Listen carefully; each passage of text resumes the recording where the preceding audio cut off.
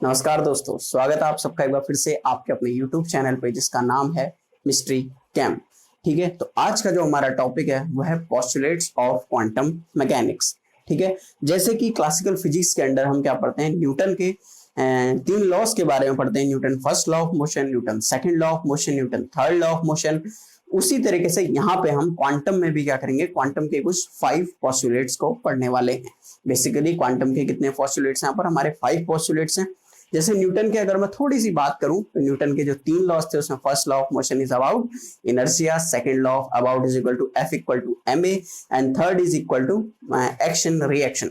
उसी तरीके से हम यहाँ पर क्या पढ़ने वाले हैं, 5 लॉ पढ़ने, 5 पोस्टुलेट्स पढ़ने वाले हैं क्वांटम मैकेनिक्स के, जिसमें फर्स्ट हमारा जो पोस्टुलेट होगा which is about the wave function, second is about the operator, third is about the eigen function and eigen value, fourth is about the approximation value and fifth is about the time dependent Schrodinger wave equation. These are the 5 postulates of our quantum mechanics. ठीक है, तो चलिए एक एक करके इनको थोड़ा सा डिस्क्रिप्शन करके डिस्क्राइब करते हैं और देखते हैं कि इनके अंदर हमें और क्या सीखने को मिलेगा।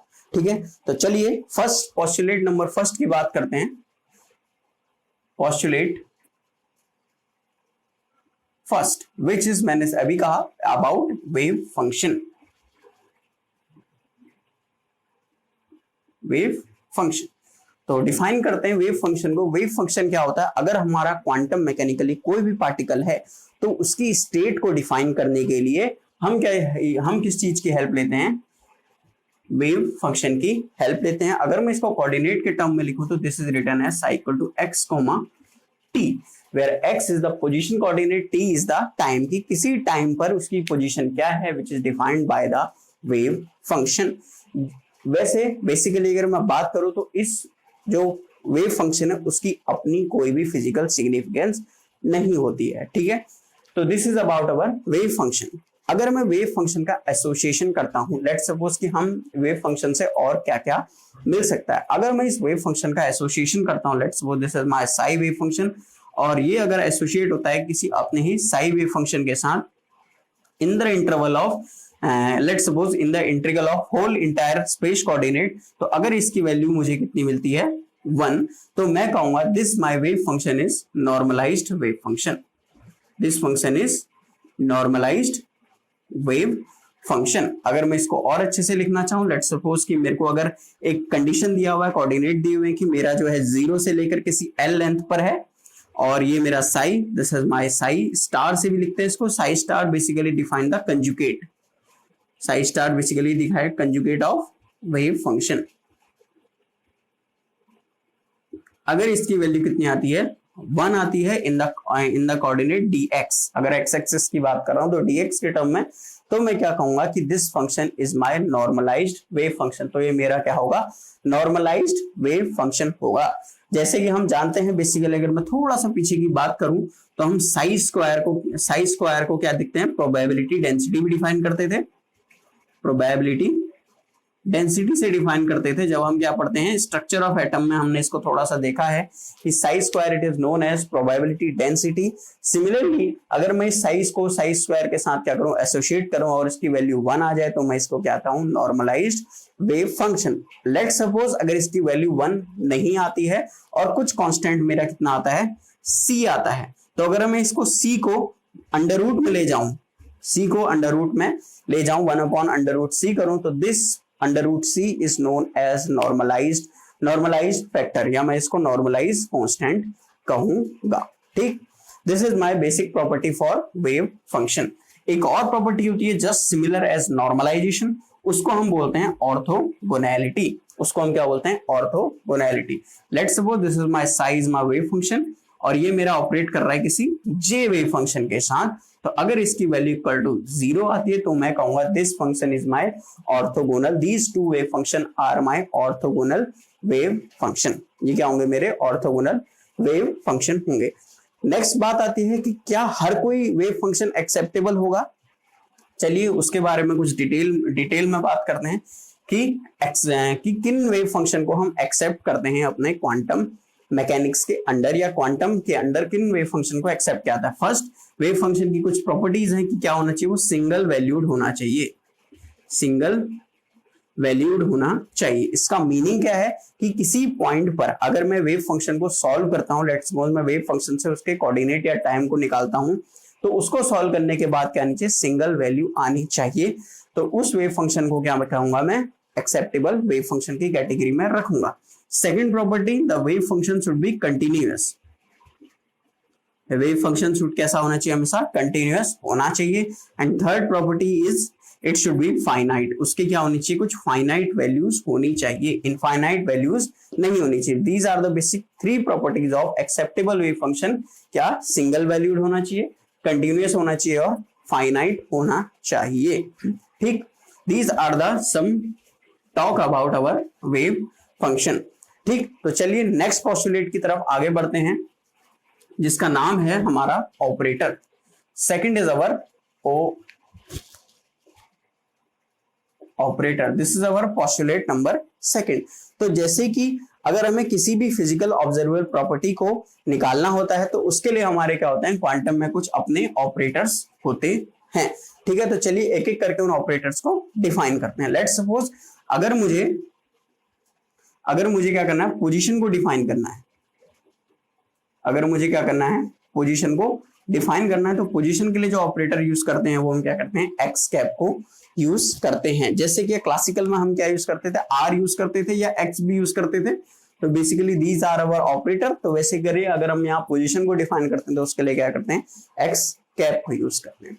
नेक्स्ट अवर मोमेंटम।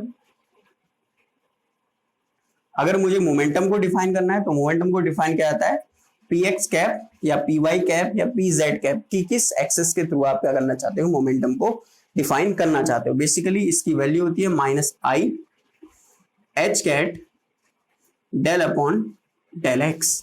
ठीक है, माइनस आई एच कैट नहीं होगा, minus I h del upon del x. This h cat is known as reducible Planck constant. Reduce Planck constant होता है इसका मीनिंग। इसका मीनिंग भी एच अपॉन 2 पाई ही होता है। ठीक है, नेक्स्ट अवर आता है काइनेटिक एनर्जी। काइनेटिक एनर्जी को बेसिकली डिनोट करते हैं हम के से। ठीक है, और इसकी वैल्यू होती है minus h cat upon 2 pi 2m del square upon del x square. This is our kinetic energy operator. अगर मुझे किसी वेव फंक्शन की काइनेटिक एनर्जी निकालनी है तो मैं इस ऑपरेटर को उस वेव फंक्शन के साथ ऑपरेट कर दूंगा और मेरी क्या आ जाएगी, काइनेटिक एनर्जी आ जाएगी उस पार्टिकल की। ठीक, नेक्स्ट होता है हमारे पास potential energy.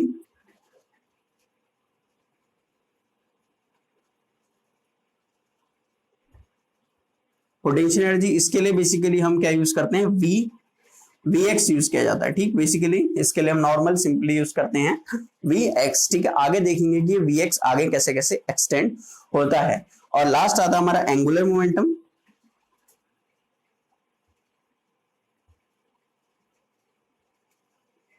Angular momentum is denoted by Lx cap. ठीक है, तो इसको कैसे लिखते हैं, is equal to minus I H cat y del upon del z minus z del upon del y. This is my angular momentum operator. ठीक है, इसको कैसे लिखते हैं, एंगुलर मोमेंटम ऑपरेटर्स की तरह लिखते हैं। ठीक है, एक बार कंफर्म कर लेते हैं, हाँ दिस इज अवर राइट। तो अगर लेट्स सपोज कि अगर आपको एंगुलर मोमेंटम फाइंड आउट करना होता है, अगर हम क्लासिकल की बात करें तो basically for classical we write L x equal to r cap cross vector p।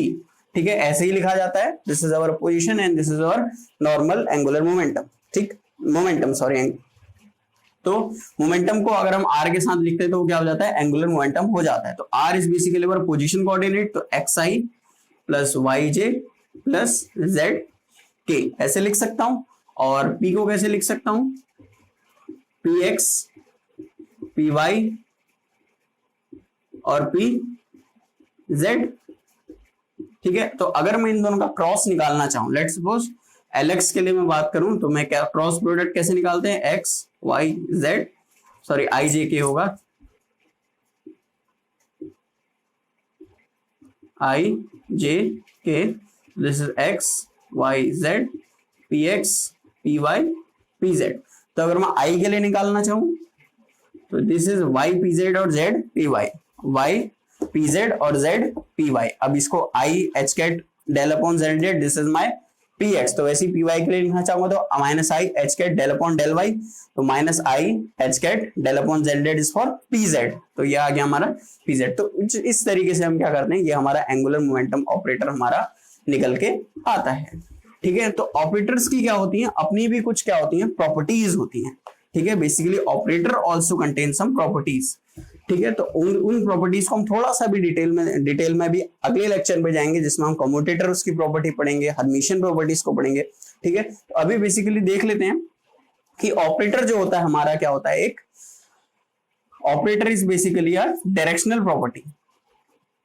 Operator क्या करता है हमारा, डायरेक्शनल प्रॉपर्टी को कंटेन करता है। ठीक है, स्पेलिंग आप देख लीजिए, directional property. Directional means it always operates from the left side, ये हमेशा क्या होगा, हमारा लेफ्ट साइड से ऑपरेट करता है। लेट्स सपोज एग्जांपल से समझते हैं कि हमारा क्या है, डेल अपॉन डेल एक्स को मैं एज अ ऑपरेटर ले रहा हूं और साइन एक्स को क्या मैं ले रहा हूं, एक फंक्शन ले रहा हूं। ठीक है, let's suppose sine x is my function, तो क्या ऐसे लिखते हैं sine x dot del upon del x, no this is wrong, it is written at del upon del x sine x, और इसकी वैल्यू कितनी आ जाएगी, cos x। ठीक, तो this is the way of writing operator and this is a wave function, या function की बात करें, वेव फंक्शन तो नहीं है, तो वैल्यू कितनी आ जाएगी, cos x आ जाएगी। ठीक, दूसरा कि जो हमारा ऑपरेटर होता है, our operator should be linear, हमारा ऑपरेटर कैसा होना चाहिए, लीनियर होना चाहिए। ठीक है, मार्कर चेंज कर लेते हैं थोड़ा, our operator should be linear, हमारा क्या होना चाहिए, ऑपरेटर होना चाहिए। लीनियर का मतलब क्या है कि अगर लेट्स सपोज मेरा कोई ऑपरेटर है डेल अपॉन डेल एक्स, इसी को ले लेते हैं फिर से, या a vector, this is our A operator, तो अगर मैं इस ए ऑपरेटर को एफ प्लस जी के साथ ऑपरेट कर रहा हूं, ठीक है, तो आंसर क्या आ रहा है, लेट्स सपोज मेरा A F plus A cap G. अगर कुछ इस तरह की वैल्यू को सेटिस्फाई करता है हमारा ऑपरेटर, तो मैं कहूंगा ऑपरेटर क्या है, मेरा लीनियर है। ठीक है, तो this is the second property of operator, कि ऑपरेटर कैसा होना चाहिए, लीनियर होना चाहिए। ठीक है, तो अगर लेट्स सपोज एग्जांपल से समझते हैं कि डेल अपॉन डेल एक्स को मेरे को ऑपरेट करना है साइन एक्स के साथ।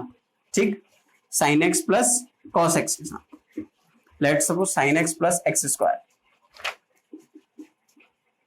इसके साथ मुझे ऑपरेट करना है। ठीक है, तो लगा देता हूं मैं sine x plus x square. ठीक है, तो सॉल्व करता हूं, अगर मैं इसको एक ही बार में सॉल्व कर दूं तो कितना आ जाएगा, del of cos x plus 2x। अगर मैं इसको अलग अलग करके लगाऊं,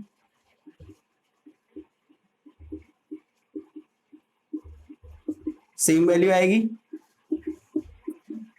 ठीक है, तो del upon del x is linear operator with the function sine x upon x square.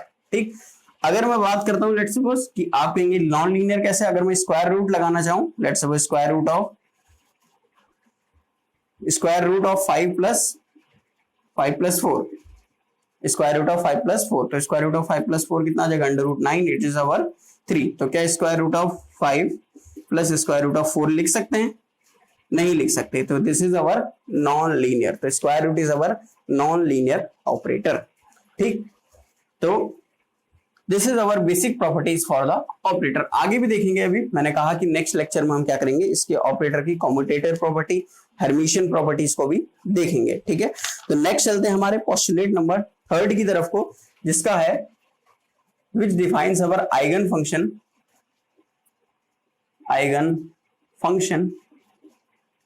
And eigen value. ठीक, basically this is written as, अगर इसको कैसे लिखते हैं, A psi equal to A psi. What is the meaning, इसका meaning क्या है कि अगर मैं किसी ऑपरेटर को वेव फंक्शन पे लगाता हूं, अगर वो वेव फंक्शन दोबारा रिटेन हो जाता है, अगर वो वेव फंक्शन क्या होता है, दोबारा रिटेन हो जाता है, तो मैं कहूंगा this is my eigen function, और जो वैल्यू उसके साथ कांस्टेंट निकल के आती है उसको मैं क्या कहता हूं, आइगन वैल्यू कहता हूं। ठीक है, एग्जांपल से समझते हैं कि क्या है आइगन फंक्शन और क्या है आइगन वैल्यू। लेट्स सपोज मेरे पास एक ऑपरेटर है del square upon del x square, और मेरे को इसको ऑपरेट करना है साइन 2x के साथ, साइन x के साथ, लेट्स सिंपली ले लेते हैं साइन x के साथ, और एक बार है मेरा डेल अपॉन डेल एक्स, इसको मेरे को ऑपरेट करना है 2 cos x के साथ। 2 sin x के साथ ही ले लेते हैं, सिंपल 2 sin x के साथ, ठीक। तो लेट्स सपोज फर्स्ट को मैं सॉल्व करता हूं, तो मेरा डेल अपॉन डेल एक्स क्या होगा sin x के साथ, दिस इज माय ऑपरेटर, ये मेरा क्या है ऑपरेटर है, और ये मेरा क्या है वेव फंक्शन है। जैसे बताया था कि ऑपरेटर कहां लगता है लेफ्ट में, अगर 2 बार ऑपरेटर लिखा है तो इसका मतलब क्या होगा 2 बार डेल अपॉन डेल एक्स होगा। This is the significant, this is the also a property of operator की, अगर ऑपरेटर 2 बार लिखा है तो आपको क्या करना पड़ेगा 2 बार अलग अलग करके क्या करना पड़ेगा ऑपरेटर को लगाना पड़ेगा, ठीक। तो अगर मैं इसको लिखता हूं तो del upon del x sine x का कितना होता है कॉस एक्स, ठीक, और फिर से डेल अपॉन डेल एक्स कितना हो जाएगा माइनस साइन एक्स, ठीक। तो अगर मैं इसको देखूं तो A psi, this is my wave function psi, और यहां भी मेरा क्या आ गया है वेव फंक्शन साई आ गया है। तो क्या कहूंगा मैं कि sine x is my eigen function for the operator del square upon del x square, और द जो मेरी आइगन वैल्यू आई वो मैं कह सकता हूं -1 इज माय आइगन वैल्यू, ठीक। अगर मैं डेल स्क्वायर को 2 साइन एक्स के साथ रखूं तो 2 बाहर आ जाएगा मेरा, क्योंकि कांस्टेंट है, तो del upon del x of sine x, तो यहां पर क्या आएगा मेरा सिंपली 2 cos x। तो यहां पर क्या हो रहा है कि जो मेरा फंक्शन है sin x psi which is not repeating as this is not, these not are equal, तो sin x क्या बन के आ जा रहा है cos x, तो रिपीट फंक्शन नहीं हो रहा है। जैसे हम देख रहे हैं कि a sin x equal to a psi equal to a psi, means अगर आप किसी ऑपरेटर को फंक्शन के साथ लगा रहे हैं और ऑपरेटर दोबारा आ जा रहा है, फंक्शन मतलब वेव फंक्शन दोबारा आ रहा है, तो उसको हम क्या कहते हैं आइगन फंक्शन कहते हैं। जैसे सेकंड में फर्स्ट वाले में हो रहा है, सेकंड में नहीं हो रहा है, तो first function is known as eigen function and जो सेकंड वाला है which is known as non eigen function, clear. तो नेक्स्ट पोस्टुलेट की तरफ मूव करते हैं, which is our postulate number 4, which is our approximation value, approximation value, ठीक। वो कहता है कि अगर आपको किसी भी क्या करना है फंक्शन की अप्रोक्सीमेशन वैल्यू को आइडेंटिफाई करना है, ठीक है, तो आप क्या कर सकते हैं उसके लिए simple integral of Sai m psi star d tau upon integration Sai star d tau, this is the value for finding, this is the method for finding the approximation value for m, इसको ऐसे भी लिखते हैं और also written as m like this। तो अगर आपको इस m की approximation value find out करनी है तो आप उसको वेव फंक्शन के साथ ऑपरेट कीजिए with the normalization, this is a condition for normalization। तो अगर ये normalization के साथ satisfy होता है तो जो सॉल्व करके जो वैल्यू आएगी वो क्या होगी आपकी अप्रोक्सीमेशन वैल्यू होगी। अगर ये मान लो ये फंक्शन हमारा वेव फंक्शन नॉर्मलाइज्ड है तो इसके लिए सॉल्व करके कैसा आ जाएगा psi m psi star d tau if normalized, क्योंकि इसकी वैल्यू कितनी हो जाएगी 1, इफ नॉर्मलाइज्ड तो इसकी वैल्यू कितनी हो जाएगी 1, तो m की जो वैल्यू आएगी वो कितनी आ जाएगी, कुछ ऐसे भी हम उसको निकाल सकते हैं, ठीक। This is our postulate number 4, और लास्ट पोस्टुलेट की तरफ मूव करते हैं which is our time dependent fifth postulate, time dependent Schrodinger wave equation, Schrodinger wave equation, this is written as SWT।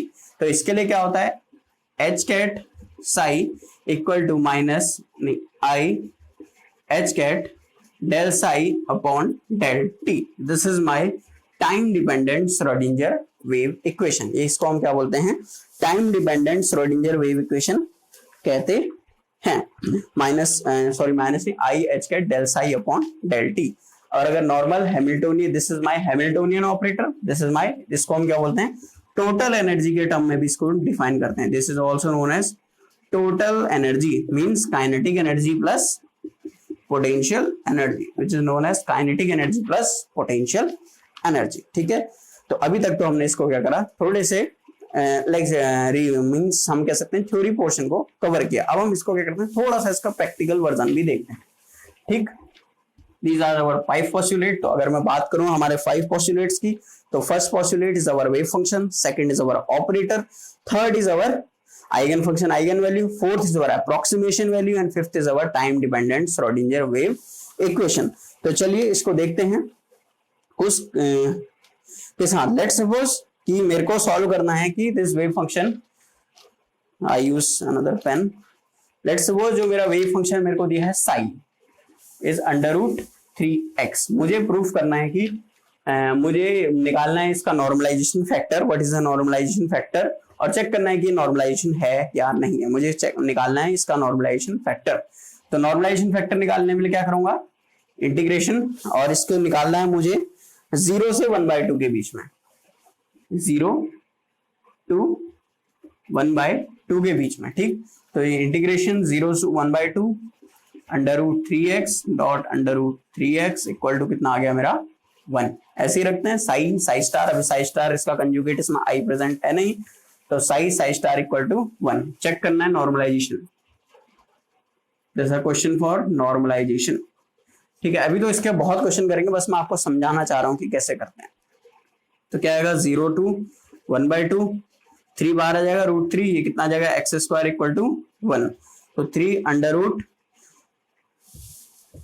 Solve कर लेते हैं, इसका कितना हो जाएगा x³ इंटीग्रेशन सॉल्व करके 0 to 1/2, तो कितना आ जाएगा 3 तो बाहर से है ही, इक्वल टू 1 है, ठीक है, equal to 1।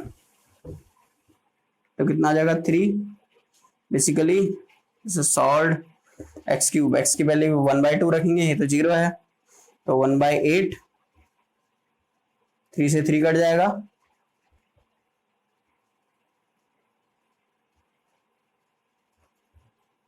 so we get the value of 1/8. 1/8 is our normalization constant. This is हमारा इक्वल टू 1 नहीं आया, ठीक है, तो this is our normalization factor, ये हमारा क्या हो गया, नॉर्मलाइजेशन फैक्टर हो गया, ठीक। ऐसे ही करते हैं, this is very easy one, ठीक। लेट्स सपोज मुझे चेक करना है साई √3x, ठीक है। लेट्स सपोज मुझे चेक करना है कि साई, इसको मुझे ऑपरेट करना है लेट्स सपोज dy/dx के साथ, कि क्या ये मेरा फंक्शन आइगन फंक्शन है या नहीं है, ठीक। तो ऑपरेट करता हूं del/del x, psi is equal to क्या हो जाएगा del/del x √3x, ठीक। ऑपरेट कर दिया तो del/del x √3 तो बाहर आ जाएगा, इसकी वैल्यू कितनी आ गई, सिंपल √3। तो क्या आ गया, फंक्शन तो मेरा क्या था, √3x मेरा फंक्शन था, वैल्यू सॉल्व करके सिंपल √3 आई, तो this is my non eigen function, ठीक। तो basically this is the lecture first for the quantum mechanics. तो stay tuned with mystery cam. तो लेक्चर में देखेंगे हम properties of operator which is the most important for any competitive exam, commutator property, hermitian property, ठीक है। These 2 properties are very very important, और next lecture में हम उसी को देखेंगे। तो सब्सक्राइब कीजिए चैनल को, मिस्ट्री कैम्प को, अपने दोस्तों के साथ शेयर कीजिए और बताइए कि नई सीरीज शुरू हुई है क्वांटम मैकेनिक्स, ठीक है। चलिए चलते हैं।